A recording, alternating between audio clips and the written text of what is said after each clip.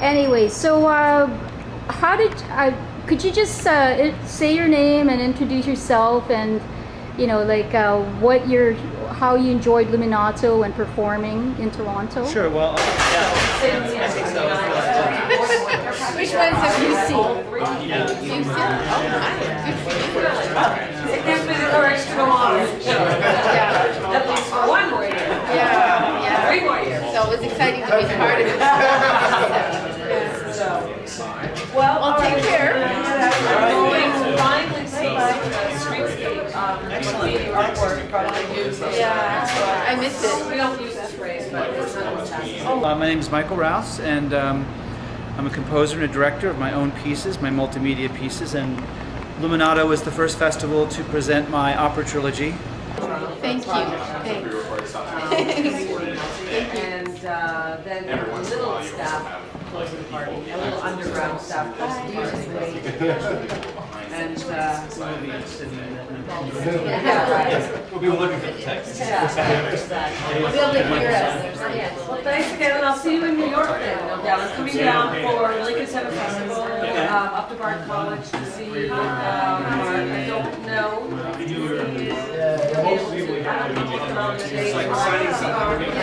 Oh, yeah.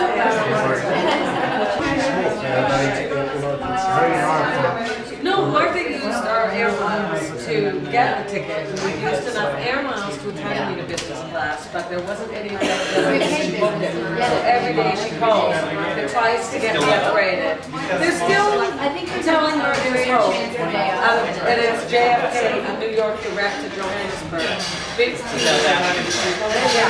So you're probably going to... Failing Kansas, Dennis Cleveland, and the End of Cinematics in repertory for the first time.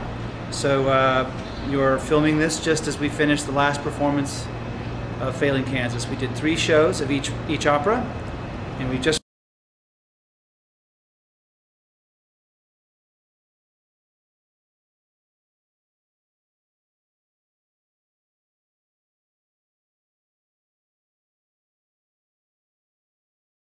closed the festival, and everybody is very happy and very, very tired. I see. So how long did it... I read somewhere that it took 8 years for the End of Cinematics. That's about 7 years from start to finish. I finished the music for the End of Cinematics in 1998, but it took a lot longer to figure out the technology to actually create the 3D film effect that we wanted to create. Failing Kansas took about 5 years to write. Dennis Cleveland was relatively fast. It took about 1.5 years to write, but if you look at the trilogy from start to finish, it probably started in about 1989 in terms of the first writing of Failing Kansas. So it actually spans about 15, 16 years. Oh, okay. So you mentioned the technology. Like, I was very impressed by the 3 layers, like the background, 6 screens in the background, with the live performers in the middle, and then the transparent foreground screen. At what point were you able to figure out how to do the visuals for this End of Cinematics? Well, I worked with some scientists at the National Supercomputing Center in Urbana, Illinois, and they took me through all the different things that they had available that could be possibly useful. And one of the things they showed me was stereo television, which was stereo HD television, which was quite beautiful and very fascinating. But it was very cost prohibitive to do in a large-scale production, and I didn't want people wearing those funny glasses in the performance. So I basically went home and started thinking about how stereo television worked, and I found a way to fake it very cheaply. So we went back to Urbana and we set up some projectors and did some projector tests, and to everybody's surprise, I found sort of a very inexpensive way to fake the effect. And obviously I needed to find an affordable way to do it because the production itself was going to be so expensive to tour, the set's expensive, the technology and all the live video that's being shot is expensive. So we came up with this multiple screen, rear and front screen projection. But the other thing that was very clever was that the editing of the pre-recorded film that's shot in Paris is sort of working in tandem with the lighting designer. And we actually used the lighting designer, whose name is Hide Tetsui, to almost be a film editor, so that the light edits that illuminate the stage that give you the performers go on and off when the front of house film turns into a 2-dimensional film, or when it's opened up to the 3-dimensional film. And so that, excuse me, That took a lot of time to coordinate. We used Dataton software to make that coordination happen, but it's not as easy as just making sure they all happen at the same point, because lights go on and go off a little slower than a video edit, so you have to actually pace them at the right space so that the effect for the audience will be that all these things just edited at the same time. So it was a very, very complex construction to make the effect that we wanted. So what year did you were you able to perform it with everything? We built it in Urbana at the Cranor Center for Performing Arts in the fall of 2005, and we've been touring it ever since. So it premiered at Cranor, then it went to California, then we did a North American tour that included the Brooklyn Academy of Music, the cultural capital, Liverpool, Chapel Hill, North Carolina, Gainesville, Florida. Sure, I know I'm forgetting somebody, but a lot of touring for that piece in the last 2 years. So from 1998, when you finished a composition, to 2005, you were busy trying to figure out how to do it? Well, yeah, but I wasn't just doing that. I was releasing 2 or 3 other records, and I have 2 or 3 other pieces that I wrote in the meantime that I've been touring consistently. The trilogy represents, I mean, it's funny to me that this has been received so well, as if it's so cutting edge, because for me a lot of this work is old. It's not the newest stuff that I've been working on, but they were meant to sort of be seen or thought of together. But since, you know, writing even Failing Kansas or Dennis Cleveland, I've released about 4 or 5 full-length recordings, as well as done a piece called Camera World, which is another media piece, and a piece called Music for Minorities, which is a media piece. So there's been a lot of activity, but you know, it's very hard to put some of these large-scale pieces together, and funding is difficult to get. So you have to be patient. So I supplement these larger pieces by smaller pieces, similar to the piece you saw tonight, Failing Kansas, so that I can actually keep working on new stuff, but build the larger scale works that I'm attracted to. Okay, so what is the future in terms of like your projects? Are you currently working on something that will be presented in the future, or? Yeah, I'm working on a new piece called Gravity Radio that's been commissioned by a number of commissioners, including the Brooklyn Academy of Music, and that will premiere in New York in 2009. And then I'm currently at work on another piece called Failure, but that's just starting. The piece for BAM is called Gravity Radio, and it's going to be like a live radio broadcast. It may or may not include video, but it will definitely include radio, frequency waves, string quartet, live band, and reporters reading current AP news items that will be collected each day that the performance happens. Okay, so I read that you originally started out as studying music, and so what made you branch out to use the other media? Well, I actually studied both at the same time. I did a double major. I studied filmmaking and painting at the Kansas City Art Institute in Kansas City, Missouri, and I studied composition, orchestration, and theory of music at the Conservatory of Music at Kansas City. But I basically went to New York and wanted to really excel at something, so I really focused on music for about the first 15 years. And when I did work with visual stuff, I usually used other artists and other collaborators. It wasn't until Failing Kansas and moving into Dennis Cleveland that I really kind of took over doing the video and the filmmaking myself. I'd done a lot of experimental filmmaking through school and through my sort of solely music making period, but it was probably this opera trilogy that got me interested in actually doing all of it myself. And also film was very expensive to do. I was doing 16mm film in the early days, and so with the advent of digital technologies, it became more affordable to sort of build my studio around a video editing facility as well as a music studio. So do you do your own editing as well? Yeah. Wow. And all those images that you project, are they calculated like to have some kind of effect? Are they? Because sometimes some of the images, I wasn't sure how relevant they were to your poetry or to the, like, do you seriously choose those images? Like, oh yeah, yeah. I mean, obviously they were all the images from the Paris film, and then obviously there were the CGI images on the lower 3 rear projected screens, which were similar to the stuff that was on the top 3 projected screens, but through CGI we removed all the people so that they could actually be video sets or video backdrops for the live performers on stage.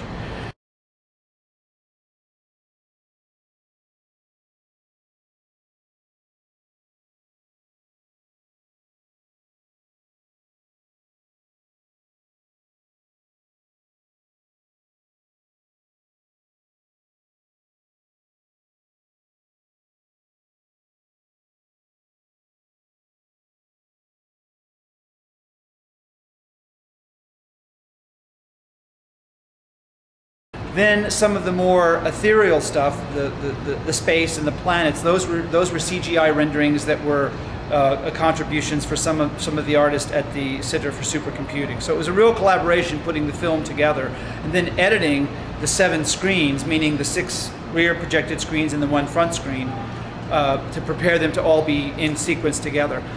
The screens, how they're edited is they're edited in very subtle ways to the metric structures of the music. So in some ways it's almost like subliminal cutting.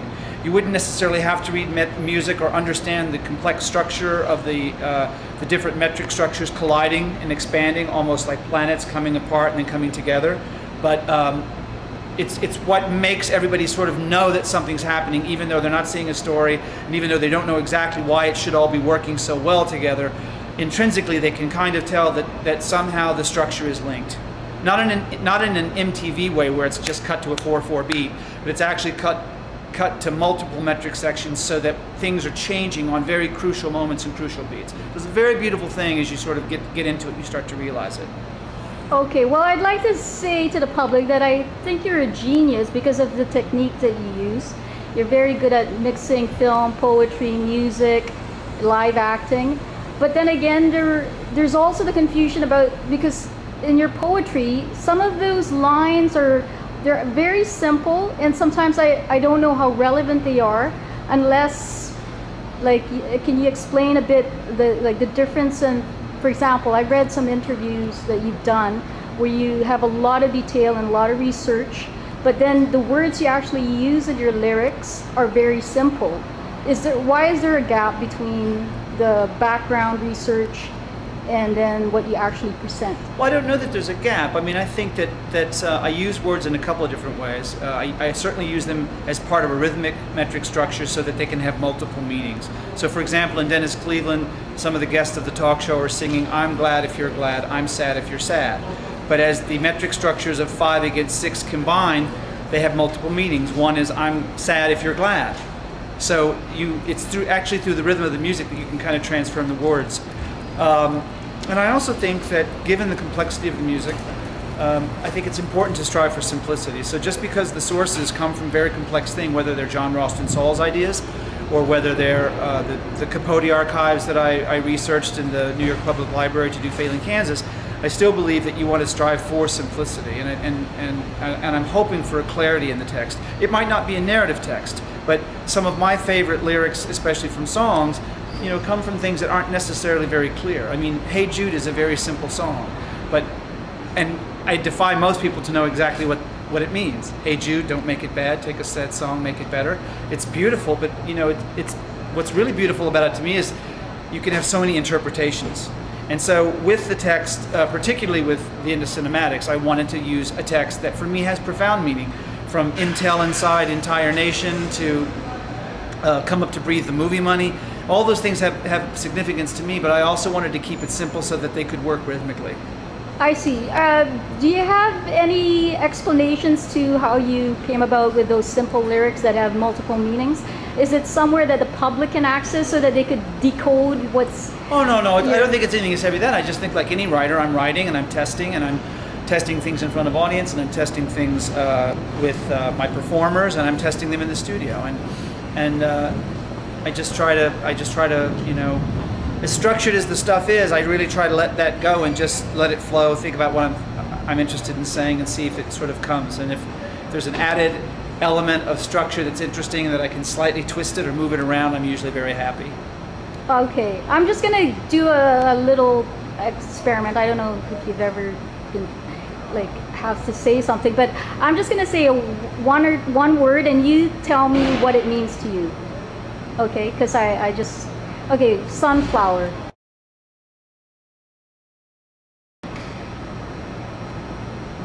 Well, that's not fair because I'm thinking of Failing Kansas right now. Yellow. But I think that's why you're asking that question. I don't know. Yeah, you mentioned it. In Failing Kansas, though, it has, again, I don't explain the meaning. There's been a great film by Richard Brooks based on Truman Capote's In Cold Blood. That's a faithful rendition of the book. And of course, there's the brilliant book. So I saw no need to write a piece that was going to retell that story. Instead, I went back to the original court transcripts and notes and letters that Capote used to make a very abstract musical theater piece.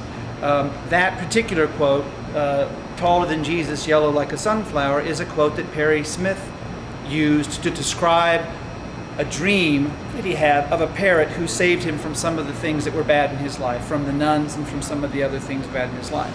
But rather than explaining that and spelling that out, you know, I thought it was much more interesting to use it as poetry. And, you know, people seem to get it. They don't necessarily have to know why they get it, but like I always like to say, you don't necessarily know why you like a sunset. You don't ask, what does a sunset mean? You just sit on the beach and you experience a sunset and you realize, wow, there's something really big going on here. Okay, when you use the word I and me, like everybody wants me, are you talking about yourself or the character that you're playing or someone else? Like, because you use the first person sometimes when you say. I think it varies, and I think again it's not something that I try to define. I'm not intentionally being evasive. It's just that, you know, in the context of that particular piece, there are multiple characters all playing themselves or playing different camera angles of themselves. So are those characters talking about them? Am I talking about the other person that's dressed like me? It's open for interpretation, and I find it's much more interesting if it's left open to interpretation. So it's not necessarily that you're talking about yourself.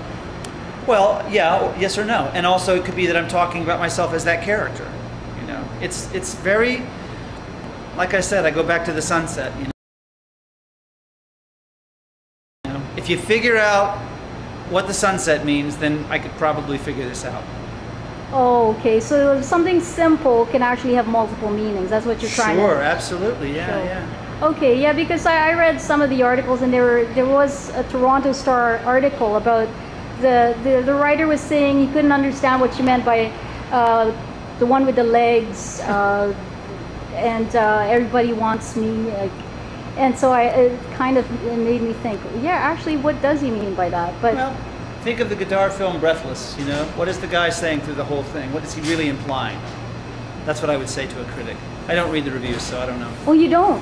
Why? Oh my God. So you won't even, will you watch this video? Well, I'll watch this because I actually am very, very supportive of young people doing blog and doing guerrilla and alternative stuff to major media. So I'm actually more interested in that. I'm interested in MySpace. I'm interested in all those outlets. I've met wonderful people that I was in touch with in New York about the Luminato Festival, and quite frankly, I'm much more interested in, you know, in working with them and seeing what their ideas are than I am, you know, working with mainstream media. Oh, really? That's interesting. Because your sponsors are mainstream, Toronto. Well, the sponsors Star, for the Luminato L'Oreal. Festival, absolutely, and I'm grateful for them. I have nothing against it. Don't get me wrong. I don't forget where I came from. I came from no money, and I came from very little resources, and I made these pieces when I had very little money and very little resources, and so I very much want to support young people who are doing the same thing that I was trying to do or hoping to do or whatever. Wow, so well, hopefully more people will pick up multimedia and possibly use you as a role model. Well, because you have very, like, I really am so impressed with the way you mix everything together. Even though it's hard, I mean, it's simple and yet complex. Like you said, it probably has multiple meanings. It's a little like life. Yeah. Simple and complex. I guess. All right, have you ever taught any of your methods? No, I'm not an academic, so I mean I've definitely done things at universities and I've spoken with students and stuff, but I've never really had an interest in. I just, you know, I'm very much from the Woody Allen school of thought, you know, those who can do, and those who can't teach, and those who can't teach Jim. Oh God, really? Well, so anyway, I guess I'm really grateful, and I hope that a lot of people will like your work and learn from it, because I certainly think you're a genius, and I hope that you continue to have impressive pieces that will, you know, that the general public will eventually get a taste for. Great. Well, it's been my pleasure to do this interview. Yes, thank you. Take care, Imelda. You're the best.